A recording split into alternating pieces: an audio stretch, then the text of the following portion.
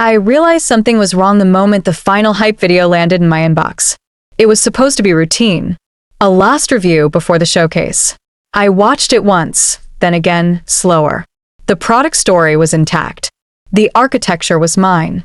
The pacing followed decisions I had argued for months earlier.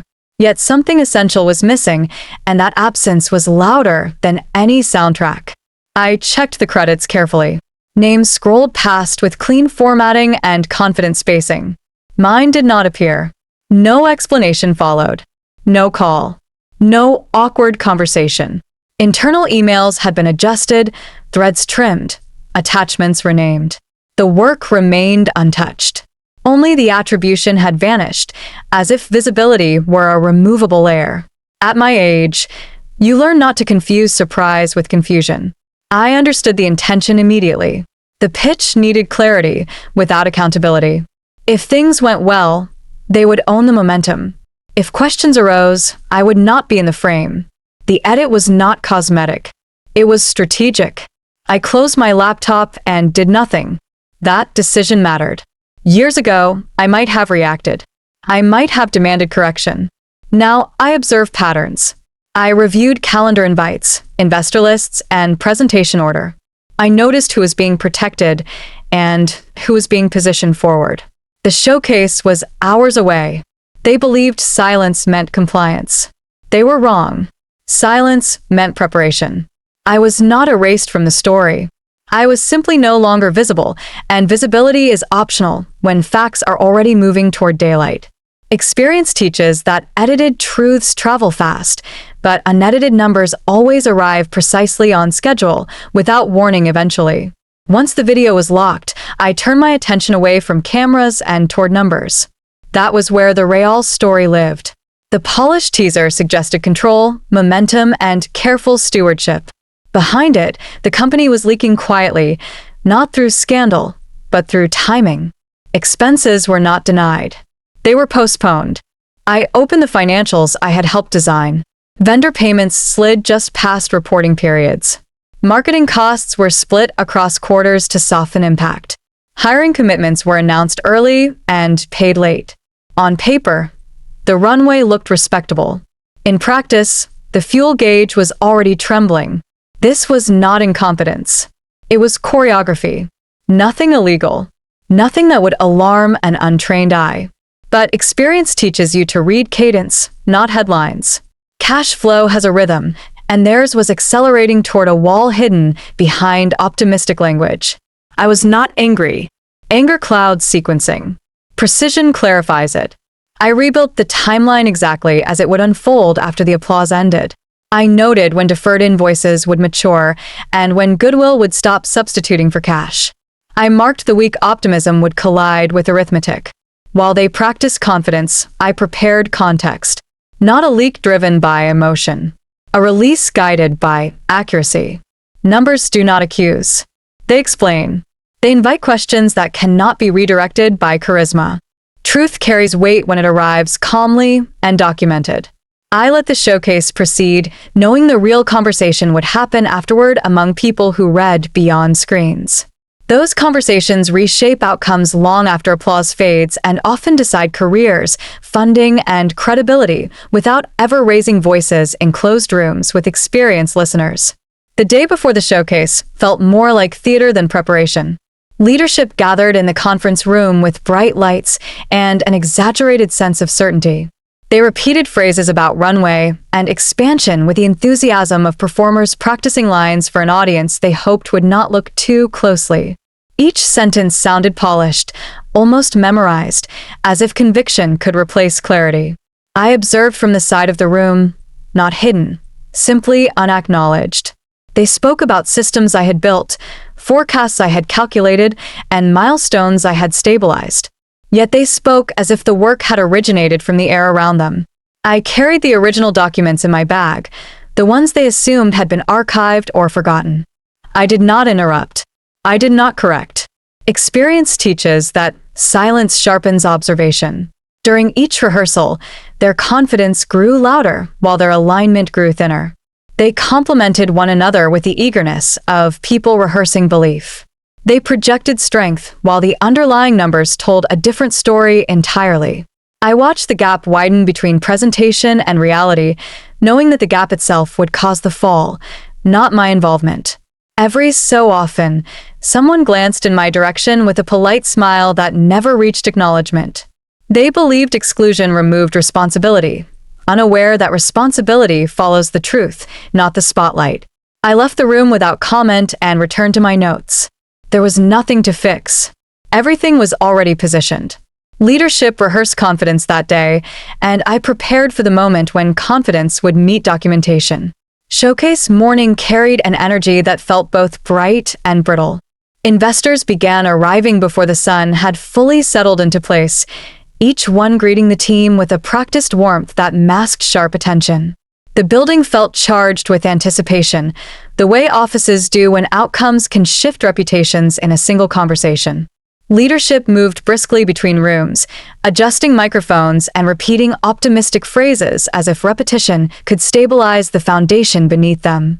Minutes before the presentation, something quiet began to move through the crowd. A few tablets lit up with internal numbers, not framed in commentary, simply displayed in sequence. No drama, no accusation, just the arithmetic they had hoped would remain temporarily unseen. I watched the progression unfold without inserting myself. The math traveled faster than any rumor. Questions started forming in low voices. Investors compared slides with the documents they had just reviewed, noting discrepancies between trajectory and reality. None of the questions were confrontational. They were measured and precise, the kind that reveal more through tone than content. Leadership noticed the shift and exchanged glances that betrayed uncertainty. Their rehearsed confidence no longer fit the room. By the time the stage lights brightened, the narrative had already changed. The excitement remained, but trust had thinned. People were no longer listening for promises. They were listening for alignment. The showcase began on schedule, yet the room belonged to the numbers now. I stood at the back, unseen but not irrelevant, watching as the questions they had not rehearsed waited patiently for their moment to step forward. When the presentation finally began, the room no longer carried the enthusiasm leadership expected. The air felt heavier, not hostile, simply attentive in a way that revealed doubt beneath politeness. They delivered the pitch with the same confident tone they had practiced the day before, but confidence travels poorly when the audience has already seen the numbers. Investors listened carefully, their expressions controlled, their silence more instructive than any interruption. The applause, when it arrived, was courteous and brief. It carried no momentum. It was the applause professionals give when they recognize effort but question structure. Follow-up conversations started immediately, yet every one of them focused on cash flow and timing rather than strategy. The questions were not aggressive. They were clinical, precise, and deeply informed. The burn rate did not need anyone to defend it. It spoke plainly through arithmetic that could not be softened by enthusiasm. Then the hype video played. The room dimmed, the music rose, and the montage unfolded exactly as planned. My absence was almost theatrical.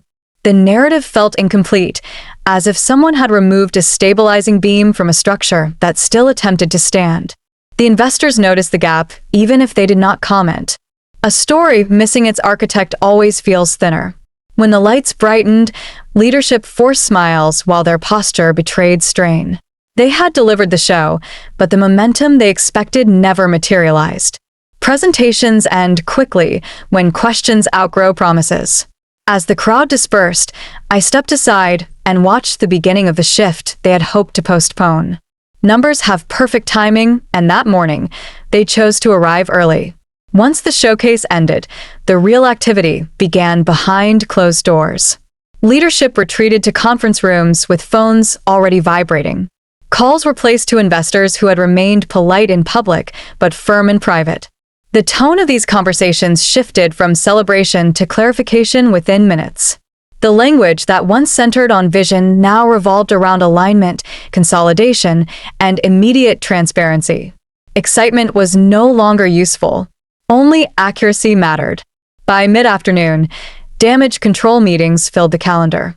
People spoke quickly, reviewing timelines and adjusting projections that had been presented only hours earlier as stable. They tried to reframe the numbers that had circulated, explaining them as temporary or strategic, yet none of these explanations carried weight. Investors had already formed their impressions, and impressions at this level rarely reverse, without evidence. I continued my work quietly, answering what was asked and stepping aside when no input was required. I was not erased anymore. I was simply peripheral, acknowledged without inclusion. Someone would glance toward me when a timeline needed confirmation, then return to discussions I was not invited to join. At this stage in my career, I recognized the pattern. They were not punishing me. They were recalibrating the hierarchy they had tried to reshape too quickly. As evening settled, the building grew quieter. Leadership remained in their offices, reviewing documents with an urgency they had ignored earlier. I gathered my notes and left the room without hesitation. I had no need to reclaim visibility. Consequences had already begun their work, and they required no assistance from me. In the weeks that followed, the silence around the showcase grew louder than the event itself. No one mentioned the tepid applause or the careful questions. Instead, updates arrived with softened language. Funding discussions that once moved with enthusiasm now slowed into vague promises. Investors requested additional documentation, revised projections, and more conservative scenarios. They did not reject the company. They simply stopped accelerating it, and slowing momentum is often the first sign of withdrawal. Terms that had been generous became conditional. Agreements that once seemed certain now required further review. Authority within the leadership team shifted quietly. Decisions that were once made with confidence now needed committees and written justification. The people who had rehearsed certainty began speaking in cautious phrases about timing, markets, and external pressures. The narrative changed without anyone acknowledging the shift. Interestingly, no one blamed the video anymore. The disappearance of my name was never discussed, not even in passing. It no longer mattered. Visibility had nothing to do with the outcome. The numbers had spoken clearly during the showcase, and the investors had listened without theatrics.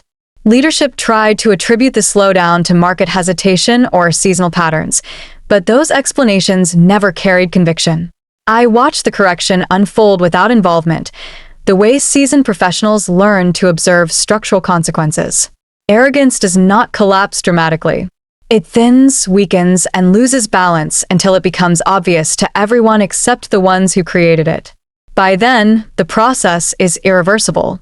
The company continued forward, but the weight of unacknowledged truth had already reshaped its direction without raising a single voice. If you are over 50, let me speak to you with the clarity earned from years of observing patterns repeat themselves. Your value does not depend on how loudly others announce it. Visibility is pleasant, but never essential. What endures are the records you keep and the work that can be traced back to your hands long after speeches fade. When people attempt to erase you from a narrative, do not chase inclusion. Let the numbers complete the story that your presence already shaped. Experience teaches that truth does not need volume to travel. It moves quietly through documents, timelines, and outcomes. It surfaces when pressure is applied, often at the moment when others believe their version of events is secure. Hype has a short life. It shines briefly and collapses as soon as reality requires verification. Math does not collapse. It remains steady and patient, waiting for its moment to be read by those who matter. Never respond emotionally to erasure. Emotional reactions only strengthen the illusion that your contribution was optional. Instead, continue your work with precision. Document carefully. Step aside gracefully when circumstances demand it.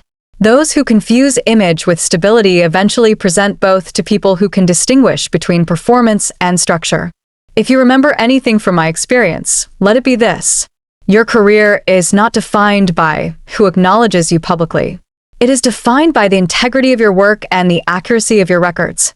Those endure beyond edits and decisions made in haste. Let the facts speak at their own pace. They always arrive.